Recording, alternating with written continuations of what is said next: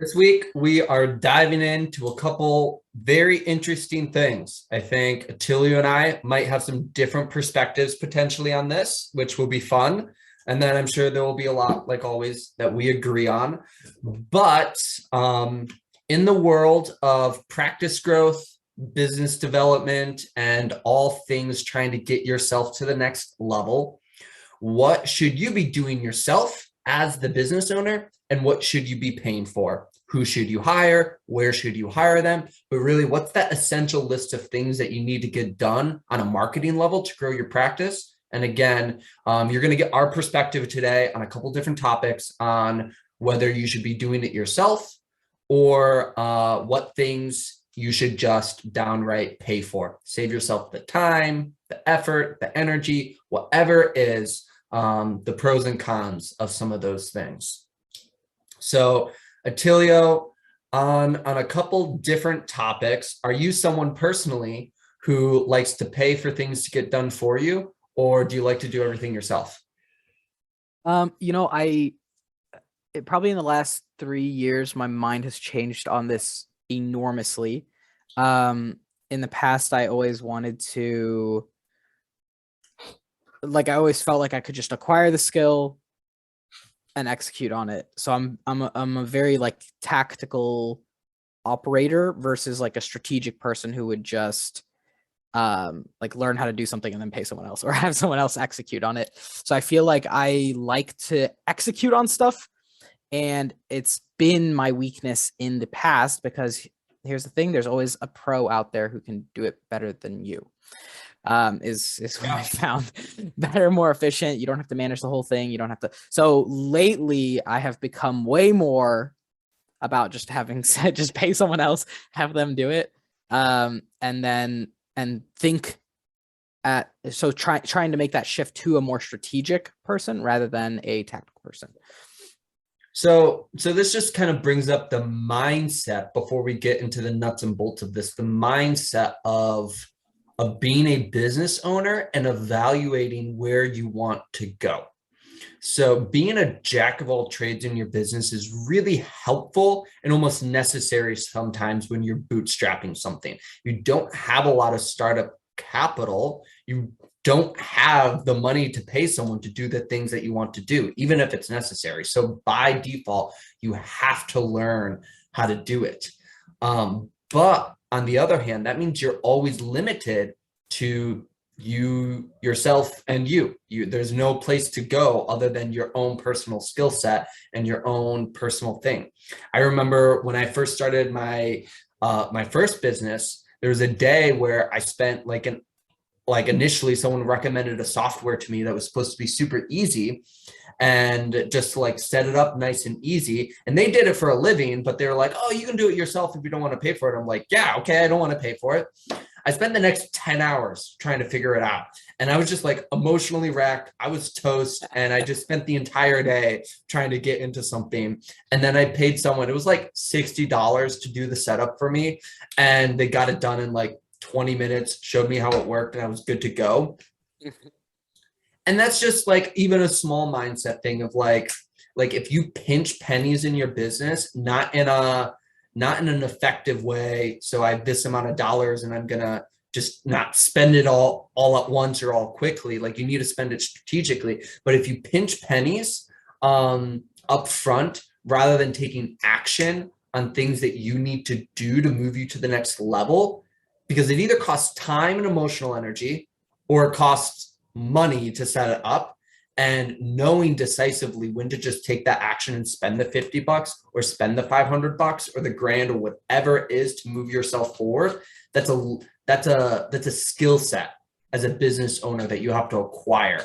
And what you just were talking about, Attilio, is you were getting better at almost from moving from a do-it-yourself category, I can just do it faster and execute it faster, to I need to move at a higher level and just pay more people to do it because that's more worth the outcome.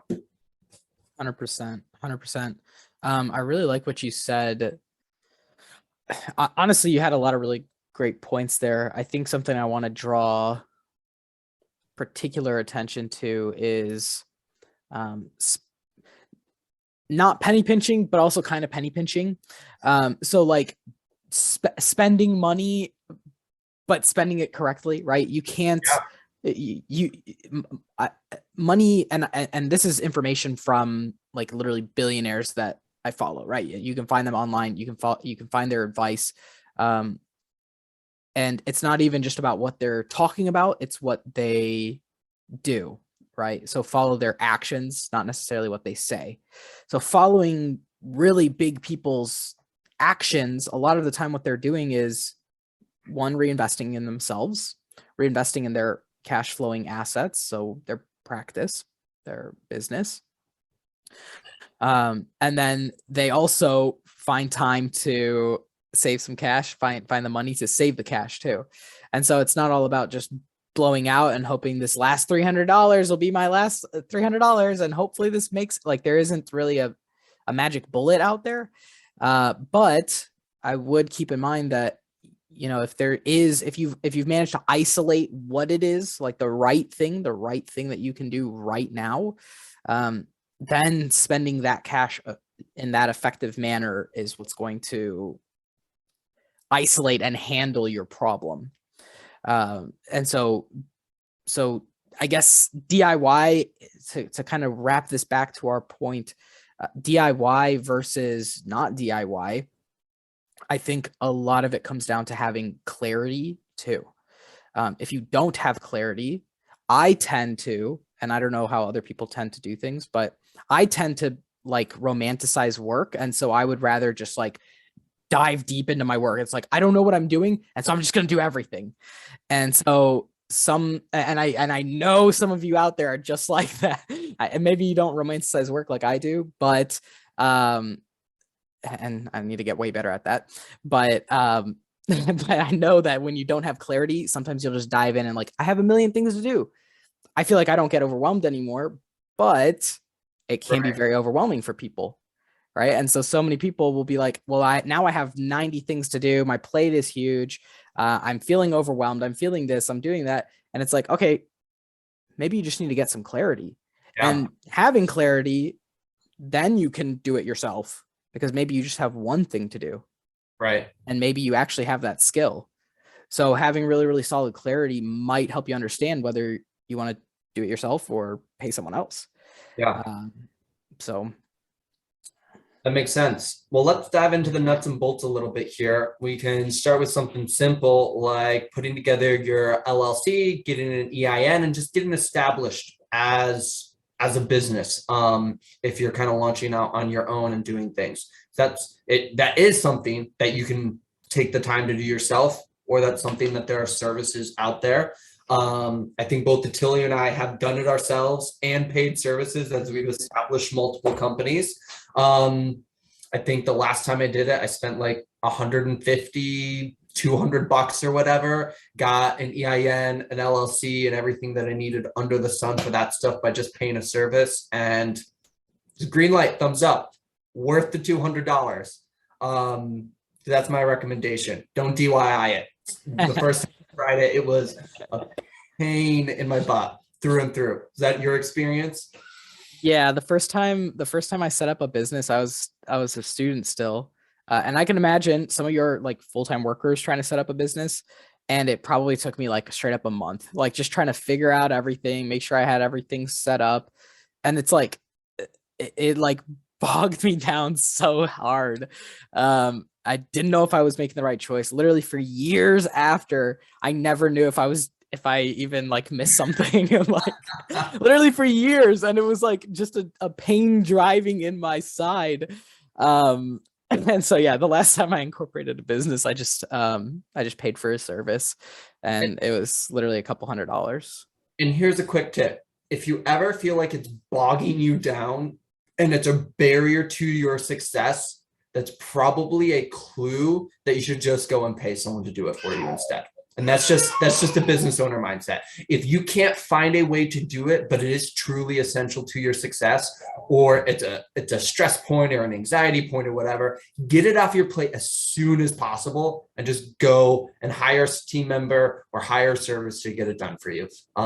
Not worth the time or the effort to manage all the emotions around it that it would provoke.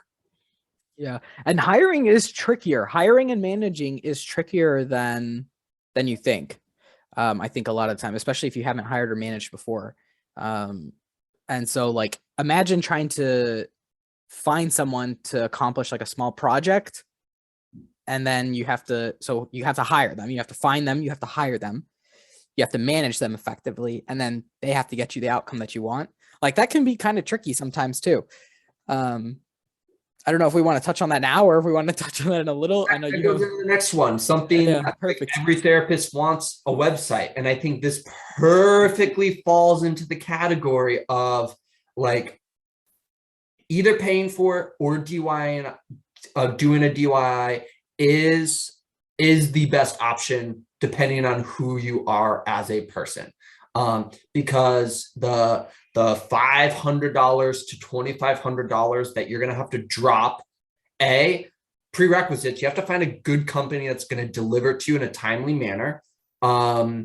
B, you have to find a company that's going to make it look and feel like the way that you want and not screw you over later on. We know companies that lock you up and keep it all internal, and you're just going to have to pay for a new website if you ever want to go with a different platform. Like that's not good. So there are caveats of like finding a good service provider, managing the project, seeing it through, getting it done. I spent a lot of time with two individuals today who had other people building their websites for them, and it was kind of a mess. They'd been going back and forth with them for months and months, and it wasn't a good process. At that point, might as well have done it yourself and spent that $500 or $2,500 on a different part of your business that is going to have a different return. But then I'm sure Attilio has a total different flip side of it, of not doing it that way. Yeah. So specific things, right? Be very specific. Know your skill set. In like the last 6 years, I've acquired so many web skills. I just know websites. Like I could build a website very quick. I know what to do. I know but like I've acquired those skills already. If I was going to build a site today, I mean, this is funny because we just hired someone to do a web build for us. We just bought someone for, but if I was going to, I would actually probably just do it myself. Like if I was starting from scratch, I would just build a site really quick. Like it literally takes me an hour and a half, 2 hours. I don't overthink. I know exactly what's going into it. I know exactly what's going to work. And I could save $2,000. Right. I could save the time. Depending on what my hour is worth to me, right? So what is my hour worth to me? I charge about $500 for a coaching session, individual, like really solid. Like I've done that in the past. I know I can consistently get that. So maybe 2 hours is $1,000. If I would pay someone, it's $2,000. So maybe it's better for me to just do it. I saved money technically. Right. So depends how you think about things. If you have the skills already, or if it's what you excel at, do it. Right, do it. If you can get it off of your plate and it's not, it's something that would cause you more pain than pleasure, I guess, then just buy someone else, have someone else do it. And here's a hot tip. If you are someone who's so much of a perfectionist that you don't want someone else to fill out your website copy or someone else to write everything, it's probably an indication that you should hire someone to do it for you, because that means if you're going to grow as a business owner, that skill of passing off what's in your head to someone else to get done for you is a necessary skill that if you currently don't have, needs to be acquired. And managing something like a web project or something like that could be a great way to work on that skill, because you have to translate a very sometimes abstract thoughts and feelings and translate that into a very physical thing in partnership with someone else or a service. It can be very challenging, but very rewarding when you figure out how to do that. And once you figure out how to do that for yourself, you can do it in a lot of other areas and sort of unlock the door of hiring companies to do things for you so you can go forward faster. That if you try and do it all yourself, you're always stuck by your own capabilities. Yeah. If you want more than 24 hours in a day, that's the skill you need to master, because you can bring in someone else and borrow their 24 hours and bring in someone else and borrow their 24 hours. So if you want to, if time is always an issue, that's the skill you need. That's the skill you want. And if you're watching this and you're like, man, I need to hire someone to do my website or redo our website, not all the services that we don't put LLCs together, but we do make fast, quick, good looking web builds. So shoot us a message if that's something you need help with.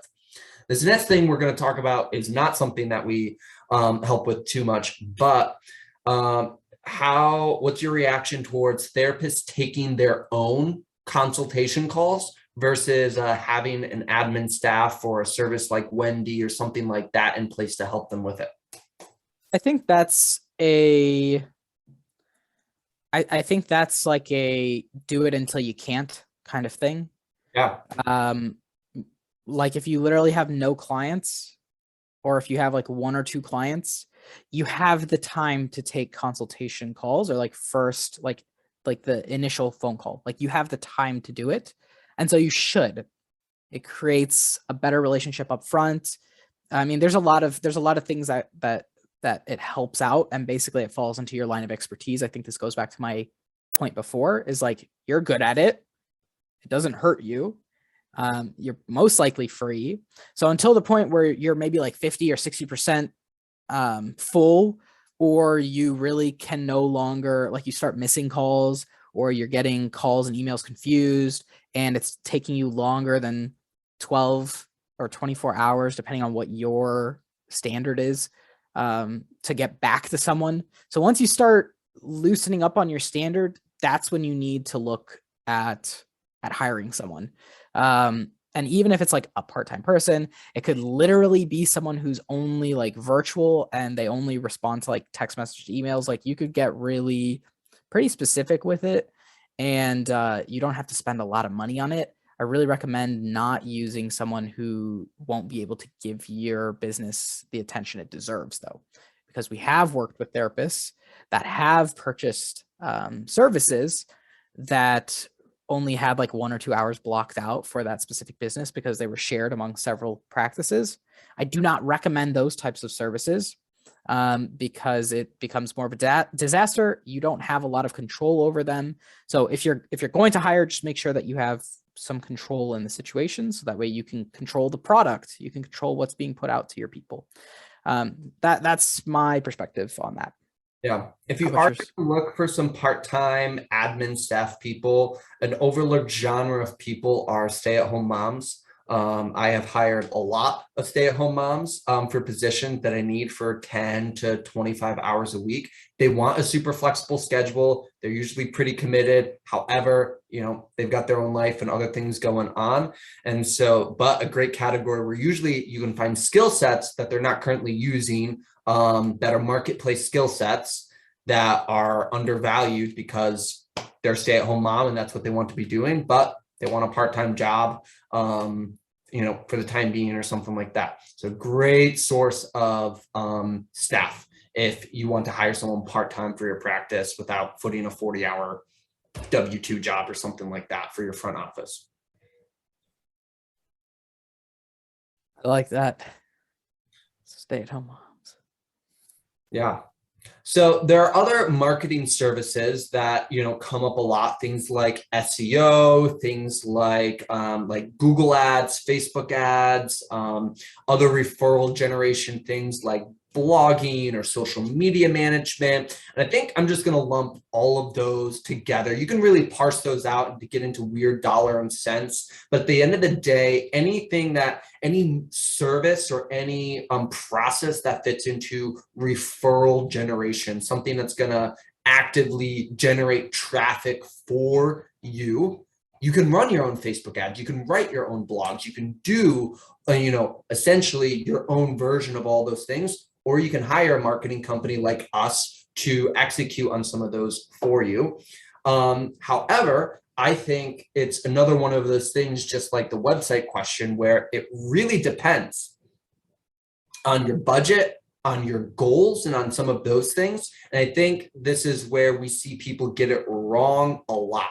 They either hire for the wrong service So for instance, a classic example, someone comes to us asking for us to run Facebook ads for them or Google ads for them.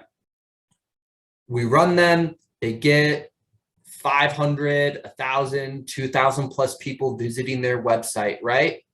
And they don't get a single new client from it. That tells you that they probably didn't need Facebook ads, right? They probably needed something else that had to do with their website or their branding or their conversion process before we ever sent them traffic. So then they just threw money out the door, right? We try to avoid that with proper onboarding and other related things. However, it does happen every once in a while, or people are asking for that service and they're not ready for it, right? Or the other scenario that we hear a lot is, I spent money on Facebook ads and they didn't work for me, or I spent money on Google ads and they didn't work for me, or I tried SEO for a month or two and I never saw any results for it. So it must not work.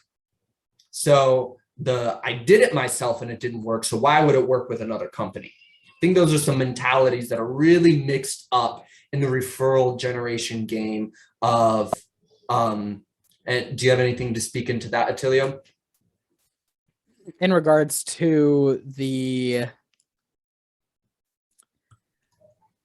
why would it, or how would it work for me if I've tried it and I failed? So we've got that school, and then we've also got the other school where actually I'll address that first. So I've tried it and it hasn't worked, right? There's two scenarios, right? Maybe you are trying to make something work that's not going to work. I was talking to someone the other day actually, and she was like, yeah, I spent $3,000 with a marketing company, and we worked for 2 months together, and I had this new offer that I put together, and the therapist didn't ever know what they wanted, or the people that they were targeting didn't understand the offer. And there was like a mix up. I spent too much money. I wasn't making money, blah, blah. I felt like I got burned was the essential story that I heard. And that tells me that there was so much confusion and confliction. And it tells me that there wasn't a Facebook ad issue. It tells me that maybe there was other issues baked in there, like the clarity of the offer, or so like there's a bunch of factors that go into this, that one change could change the entire result of the campaign. So sometimes trying a different company is the only way to get a platform to work for you. Trying someone different with a different approach is the only way to get something to work for you. Unless you're an expert, unless you are running it yourself and you're doing it yourself and you're just turning referrals like crazy, then maybe you have a really solid opinion, or maybe you have a great direction. But more often than not, sometimes just changing who you're using or what you're using, or the techniques and the strategies in the back end, is the way to get results. I also ran into someone this last week that was like, hey, Attilio, we are spending money with you. Help me understand why we should continue spending money with you. And my knee jerk was just like, okay, well, it's working, right? And they were like, yes. And I was like, well, don't fix it if it's not broken. So that was my knee jerk. But of course, I went down a path, and I used data, because I'm a pretty data heavy guy. I use data to like figure out and explain the direction and how everything's kind of working and blah, blah, blah. But all that to say is getting out of your own head, getting out of your own way, and letting someone else take the reins is sometimes the way to go. Like our own marketing, we ran our own marketing for a long time, and we did well. But it's something that took up our time. It's something that, like our own, I guess I should clarify, our own advertising to acquire new clients, new therapists, right? So we just did it. It was a pain. It was a thorn in our side. There were problems that we easily could have just handled by hiring someone else. And so we decided to hire someone else. And when we hired someone else, it brought a whole fresh new perspective, and our own advertisements started doing considerably better. And freed us up to work on the business owner things that we needed to work on because we're no longer daily checking our ads and seeing how many leads we got. We pay someone to do that for us now. They're on, like, Yep. they work for us. Works out great. Like, so just an example of, when you just need to get to the next level, you got to get something off your plate that was holding you back. 100%. So sometimes having that second perspective, having that second opinion, having that other person, giving someone else a shot is just what you need. It's the medicine that you needed to get you to that next level, or to crack the code on something that you want to crack the code on. When we talk to most therapists, they're doing very, very few referral generation activities. And then we also talk to the ones that have very few clients. And like, I've got 5 clients a month. I have 0 clients a month. Either they're just starting out or they've always struggled to get clients, right? And so what that tells you is if you as a person aren't consistently gravitating towards doing referral generating activities and you really struggle to that, oh man, I know writing a blog would be helpful, or I know updating my Google business would be helpful. I hear that all the time. Or man, I know running a Facebook ad would work. If you haven't done it yet, again, that's a clue that maybe you should just hire a good company to do it for you, right? The other thing that we see that catches people up is they're like, I want to spend $500 on Facebook ads. Great. However, that's if once you actually pay a service provider, you have to make sure your numbers work out with both the budget you want to spend and the amount that it's going to cost for someone else's time and expertise. Because if you run the Facebook ad and you have not a proven track record and you go with a company that has an amazing proven track record, well, they probably spent a lot of money to develop that track record. I don't know, the millions of dollars that have been spent on Facebook ads that have, passed through our hands over the last many years, Attilio, but we've messed things up along the way. And when you hire us, you get to learn from the money that we spent to see the results that we now see. And so that's the benefit of hiring someone else to do referral generation things, is you get a shortcut to their level of expertise rather than your level of expertise. Yeah, that's very true.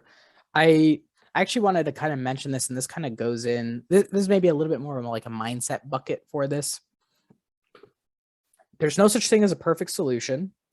You just get to choose the problems that you have.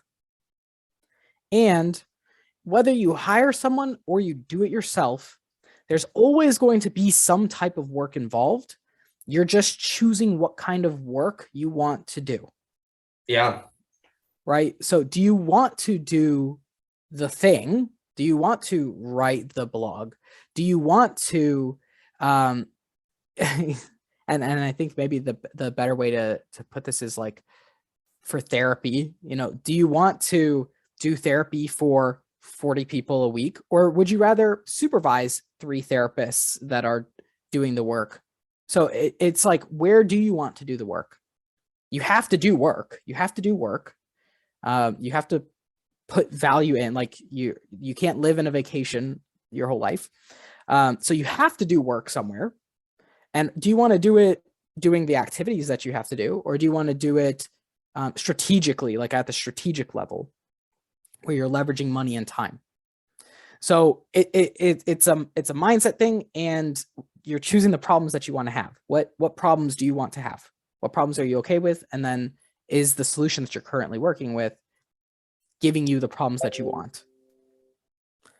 I hope that kind of resonates with with that last point. It kind of bubbled up from me from that last point, but well, I think it stems a little bit into we could talk about individual services all day and just go down the list, thing after thing that you might do yourself, or you might pay for, whatever. However, I think on an overall level, kind of brings up a question on 2 fronts, not just service providers, but also like coaching programs in the therapy world. There's so many business coaches, business consultants, course providers, program providers, courses to help get you started, on the list goes. And some of them are a lot of money. Some of them are a little bit of money. Some of them are just like documentation and checklists. However, it's should I use someone else's documents? Should I use someone else's course or someone else's marketing plan? I'm a firm believer that through books, through free education, through free resources, in theory, you pretty much have access to all the information you need internally and externally to see the success that you want to have. You have to own that first before you go and pay someone for specific knowledge, because there's a chance that their specific knowledge or their iteration of it may or may not work for you, right? So if you don't believe that on your own, you have all of the resources in excess and in abundance to get where you need to go, you might not get there even with a lot of help. Because I know all of you at master's and doctorate level access and other things, the specific knowledge you achieved through that education put you leaps and bounds ahead. But at the end of the day, care for soul and other related things is something fundamental to all of us that we all need and all can pursue in a lot of different venues. And the same thing with business development and business growth. There's a million different ways to pursue it outside of one specific person's course or one specific person's resources or services. But how does that carry into a framework for when should you purchase those other coaching things and those other services from there? I actually have a little bit of a different perspective from you here. And I think it's because I don't know, because I don't know how many like but I've taken a lot of courses here. I've taken a lot of courses. I spent a lot of money. I've done a lot of things. I've failed. I've dropped out of programs. I've been successful in programs. And I think when I've been successful, it almost didn't matter what the program was teaching. It almost mattered more. It almost mattered more with my dedication level to that program. And I'm going to make an analogy that resonates with me. But it's like a diet and exercise. I feel like most diets kind of work. Like everything kind of follows the same things. It's like you're eating less and you're moving more. Or you're eating less of one type of thing and eating more of one type of thing. And it kind of balances out so whatever you're doing, as long as you're sticking to it, I think that is maybe the more important thing. Of course, there's like more right and maybe more wrong things, but on average, you're probably going to land in the average techniques. There's a lottery chance that you hit the lottery with like the technique or the tactic, but ultimately I think it just comes down to having a really solid mindset, because that'll help you average out the bumps of the things that you're doing. And then just having dedication to what you're doing and figuring out why it's wrong. And especially in this, like probably the last year for me, I've realized it's more about just like simple. And then the one or two things that I want to do, figure out how to make that work. Yeah. And that's changed. Yeah. That's how I kind of see it, as opposed to yours. Yeah, that makes sense. I think you have Not saying that yours is wrong, but have bought and been a part of a lot more courses and content and other things than I have especially like in the marketing and business developmental space. That being said, I do think that they're really helpful and incredibly valuable, and they've almost always been a move to get me to the next level. However, some of those fundamental things of like being committed and being consistent and being simple and some of those things trump whatever specific things are happening inside that course or that coach or some of those things. If you don't bring that to the table, well, it's not there, and that's a vital part of the process.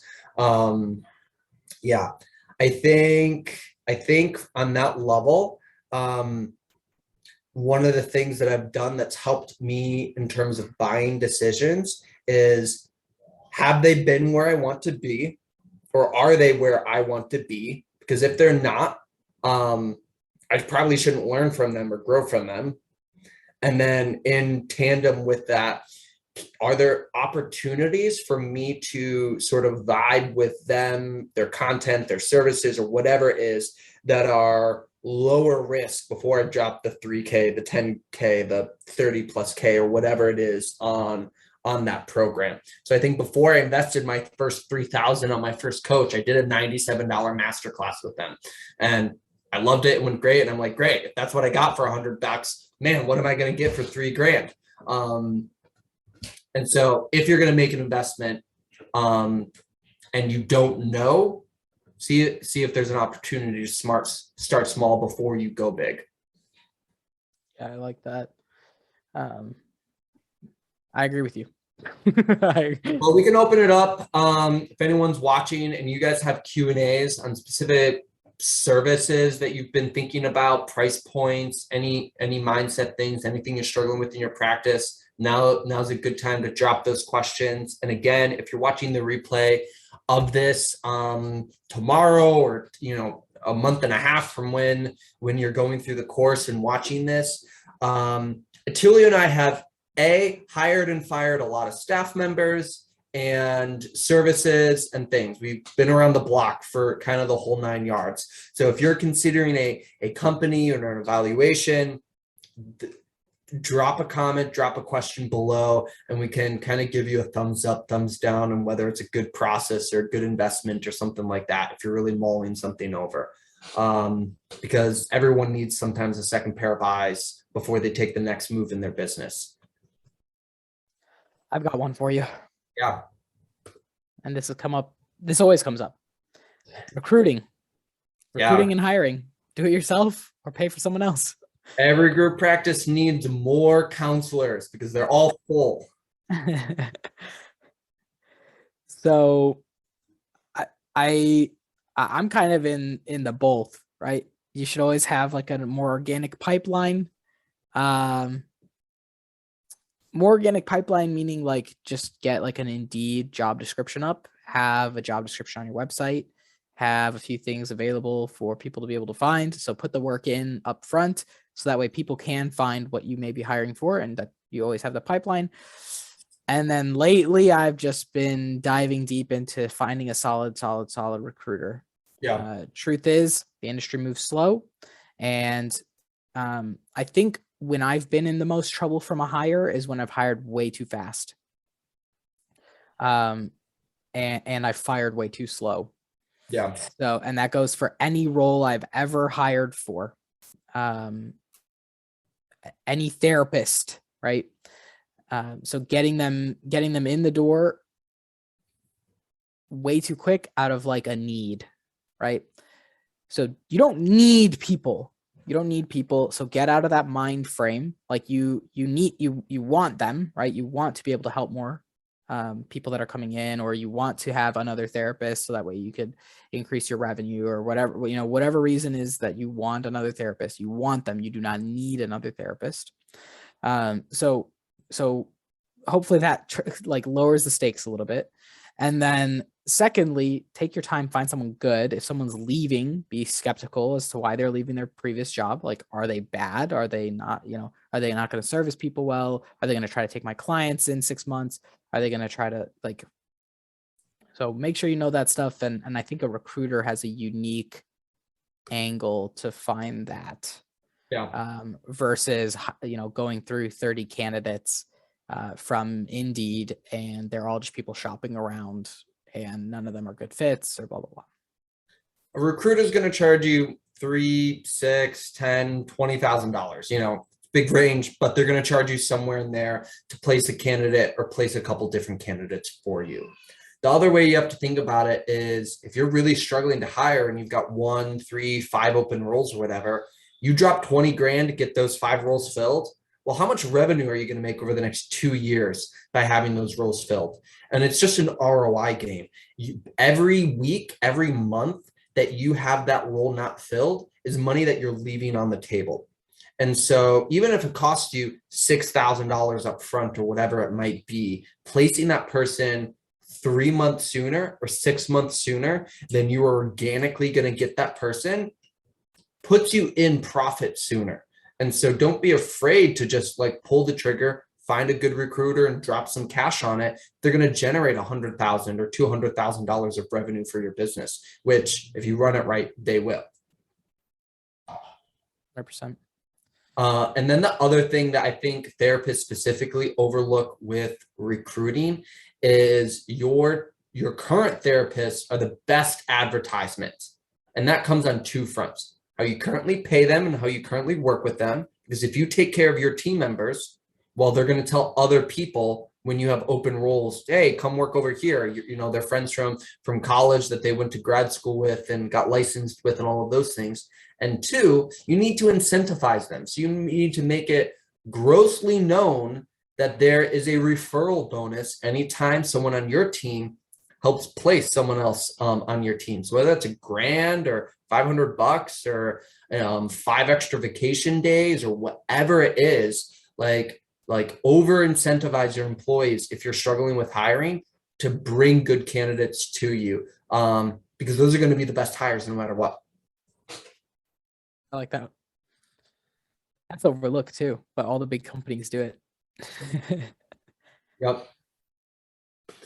Well, I'm not seeing any questions, Atilio, right this second come through. Any wrap up comments on anything we talked about today? No, I don't think so. I got a couple things, but I don't know if they're secret just yet. So I'm not going to mention them here. But yeah, I don't think so. I rewatch. There's some solid nuggets in here. I'm curious to see, like, if you guys are watching through this, if you guys made it all the way to the end, if you guys made it to the end, I'll give you $100 if you DM me. Let's see if anybody does it. It's only for one person. First person to DM me who's watching at the end. And if you watched it through, drop some nuggets, because I'm interested to see if you guys picked up anything from this. So I'll post if someone does watch through the whole thing, and yeah. And this is I'll post 30,000 foot view on a weekly basis of what we're seeing in your guys' practices and struggling with, and just us as business owners. And so when you drop those nuggets or those comments, those are clues for us to go deeper on a specific thing. So, you know, like, hey, can you guys do one just on SEO or do one just on incentivizing for recruitment? So that'll give us an idea for future topics, where to take it if you guys really need resources on something specific. Race to the finish line. Do I get the $100 or who gets that? You don't count. Well, I hope you guys have a great day. Like I said, drop some questions and we'll always come back to them, even if it's a later time. Cheers, all.